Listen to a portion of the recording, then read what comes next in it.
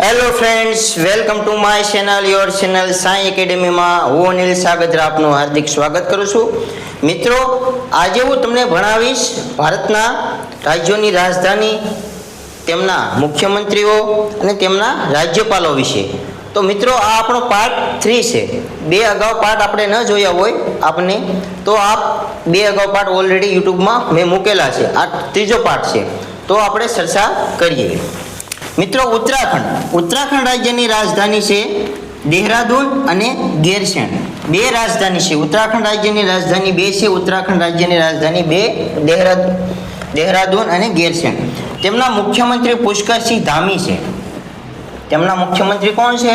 તો પુષ્કરસિંહ ધામી. અને તેમના રાજ્યપાલ એટલે કે ગવર્નર, રાજ્યપાલ કોણ છે? રાજ્યપાલ છે એમના ગુરમીતસિંહ. કોણ છે મિત્રો એમના રાજ્યપાલ? ગુરમીતસિંહ છે. ત્યાર પછી જોઈએ અસમ એ મિત્રો સેવન સિસ્ટરમાં 7 જે બહેનો છે તેમાં અસમનો પણ સમાવેશ થાય છે. અસમની રાજધાની દિસપુર, તેમના મુખ્યમંત્રી હેમંતા વિશ્વા શર્મા અને તેમના ગવર્નર લક્ષ્મણ પ્રસાદ આચાર્ય. પછી આપણે જોઈએ જે સેવન સિસ્ટર છે તેની ચર્ચા કરું છું. અરુણાચલ પ્રદેશ, તેમની રાજધાની ઈટાનગર, તેમના મુખ્યમંત્રી પેમા ખાંડુ અને તેમના ગવર્નર કેવલ્ય ત્રિવિક્રમ પરનાયક. શું મિત્રો? પેમા ખાંડુ, કેવલ્ય ત્રિવિક્રમ પરનાયક. આપણે આવી રીતે યાદ રાખવાનું. ઉત્તરાખંડની રાજધાની તો કે ઈટાનગર. ઉત્તરાખંડ બોલે તો સોરી મિત્રો, આપણે બોલવાનું અરુણાચલ પ્રદેશની રાજધાની બોલે તો અરુણાચલ પ્રદેશની રાજધાની ઈટાનગર, તેમના મુખ્યમંત્રી પેમા ખાંડુ અને તેમના ગવર્નર કોણ છે? કેવલ્ય ત્રિવિક્રમ પિલ્લઈ. ત્યાર પછી આપણે જોઈએ નાગાલેન્ડ રાજ્યની રાજધાની કોહિમા. તેમના મુખ્યમંત્રી નેફ્યુ રિયો અને તેમના રાજ્યપાલ લા ગણેશન તેમના રાજ્યપાલ છે. ત્યાર પછી આપણે જોઈએ મિઝોરમ વિશે ચર્ચા કરીએ તો એમના કેપિટલ એટલે કે રાજધાની આઇઝોલ છે.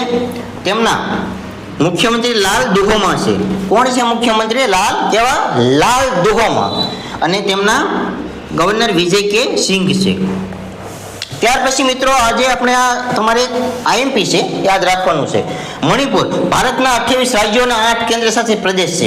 તેમાંથી મણિપુર એક એવું રાજ્ય છે કે હાલમાં તેમાં રાષ્ટ્રપતિ શાસન અમલમાં છે. મણિપુર રાજ્યની રાજધાની ઇમ્ફાલ છે. એમાં કોઈ મુખ્યમંત્રી નથી. મુખ્યમંત્રી કોણ હતા? તો કે મુખ્યમંત્રી હતા એન બિરેનસિંહ તેમના મુખ્યમંત્રી હતા.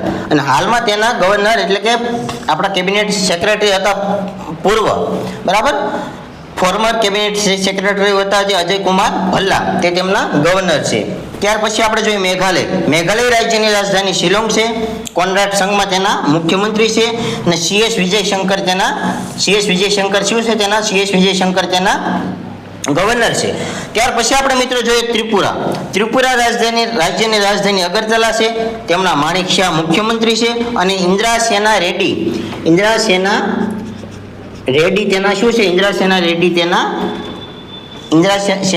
નાલ તેના શું છે મિત્રો? તેના ગવર્નર છે. તો મિત્રો, આજે આપણે 8 રાજ્યો વિશે ચર્ચા કરી.